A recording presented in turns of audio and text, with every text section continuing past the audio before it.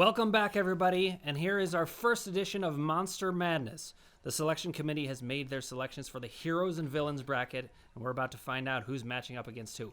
But before we start, I want to welcome our DC correspondent, Lauren Auerbach, also known as Mazzoni's Rockers. Welcome to the show, Lauren. Hello. All right. She's very excited, as you can see. Now, without further ado... Hello. There you go. That's better. Now, without further ado, we're going to start with the West bracket. I believe, Casey, you are going to announce that for us. With pleasure. The number one seed in the West bracket is Neo. They will be playing the winner of the play-in game between Sherlock Holmes and Arya Stark. The 8-9 matchup is a doozy. It's Optimus Prime against Magneto.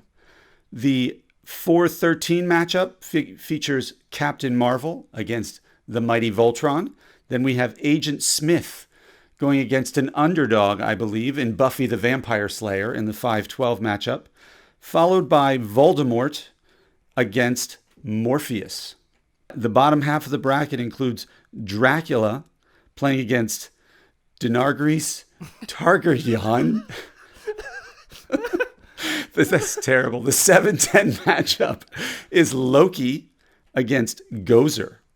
And then finally, at the bottom of the bracket, we have Zeus as the 2 seed going against one of Ross the Boss's favorite, it appears, from his screen, the Terminator. Oh, what a bracket. Okay, we're going to go through and analyze that soon. But Ross, take us through the Midwest bracket, please. I got some great names here. I'm Ross the Boss, and here we go. The number 1 seed. Are you ready? You might know him. His name's Superman. I don't see him losing, but I could be wrong. He's fighting Conan the Barbarian. Arnold. It's going to be tough. The next bracket is 8-9. It's going to be Godzilla and Dumbledore. If I said that right. And that's an 8-9. So that's going to be tough, 8-9. Godzilla's tough. The next one is the Hulk versus Dr. Manhattan from The Watchmen. Dr. Manhattan is the smartest guy in the world. So I don't know how he's going to lose to the Hulk, but we'll see. Then we got Hercules versus Frankenstein's monster. How do you say his name? Chubara? Is that right?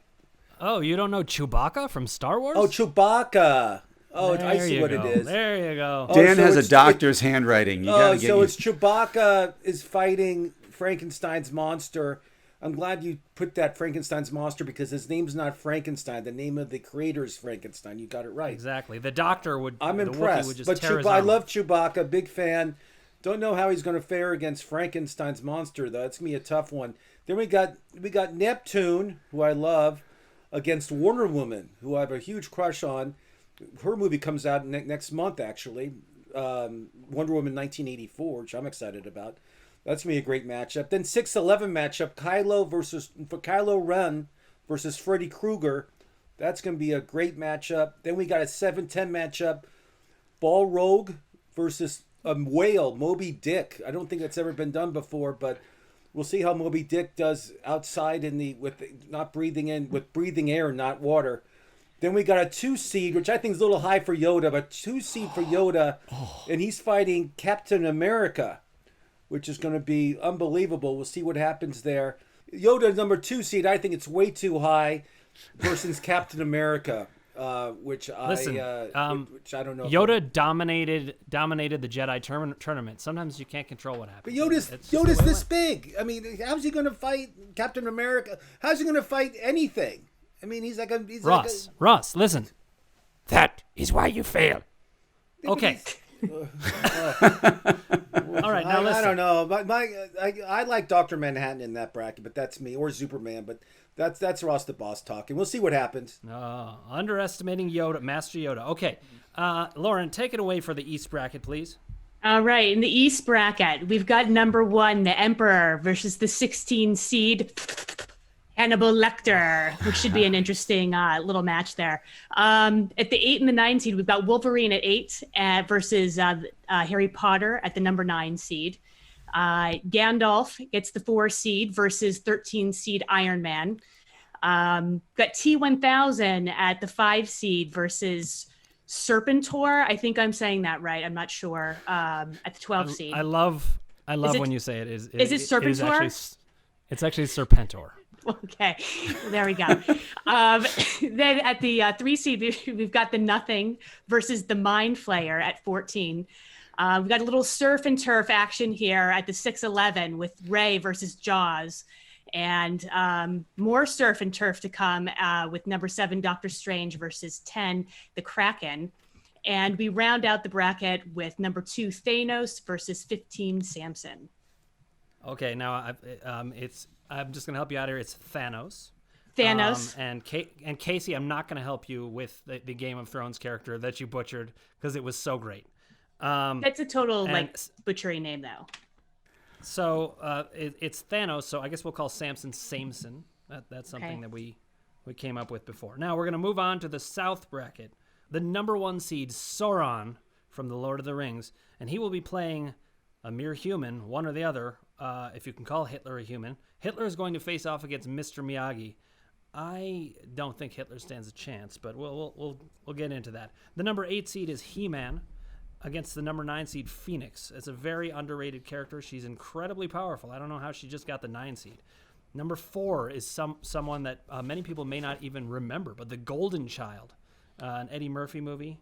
I want the knife. You guys got to know it. No? All right. He's facing off against Spider-Man, or possibly he might be just a Jew named Spider-Man. I don't know. We're going to have to see. And then at the number 5 seed is Thor, facing off against the 12 seed play-in game, Jon Snow versus Black Panther. We just recently lost Chadwick Boseman, and we hope that his character will run deep in the tournament. The number 3 seed is Luke Skywalker against the 14 seed Megatron. The number 6 seed Alien against the 11 seed 11.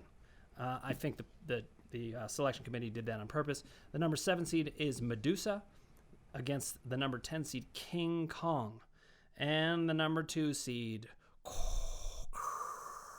it's Darth Vader against 15 seed Batman. I think Batman's in trouble. Okay, guys, what are you seeing in these matchups? We already talked about Ross thinks Yoda's too high. Are there surprises here? People you didn't expect to be in the tournament at all? Should have been in the NIT? You tell me. I'm surprised Batman's sitting there at the 15 seed, personally. I feel like that's a little bit below seeding. I think that should be a very interesting matchup, but I think that he is he's ranked too low there. But Batman has no powers. Batman has like a utility belt, and he has Alfred, the butler, to help him. I mean, he has nothing. He can't face Darth Vader. Yeah. I mean, Darth Vader. You don't think he should be like seated higher? No, Iron Man shouldn't either. No, these people have no powers. Casey, what do you think? Thank you, Ross. I'm a Batman fan. Walking around. I'm a Batman fan, but I don't see many of the superheroes that he could really take out in this tournament. So 15 might be a little low, but not terribly low. I'm surprised that we have sea animals like Jaws and Moby Dick. Right. Like, how can they compete in this when they have no appendages of any kind? Yeah, is it going to be on sea or is it going to be on land? Right. Because obviously there's a home away advantage there. This is neutral ground. What's neutral ground? How can a whale beat like Superman? Right. Well, here's the real problem for Moby Dick. Moby Dick got his draw in the Midwest, so it's not going to be in an ocean. So we know there's some trouble there. Maybe one of the Great Lakes. There could be some hope for him. But I think Moby Dick could be in some trouble. But he could probably get past the Balrog. Now, I want to tell you, one of my sleeper picks, pun intended, Freddy Krueger. Okay? Oh, absolutely. He's an 11 seed. Well, not only that, he attacks when they're asleep. I mean, he wins every time when you're asleep. That's the ultimate home field advantage. And they can't find him when they're awake. Deep. No, you're right. Exactly. That's a good sleeper pick. You're right. Okay, now you mentioned the Chewbacca or Chewbara, as you Chewbacca put it, because my writing is bad. It's like a doctor. No, it's it's on me. I mean, this shirt says Schilt. No, that's not true.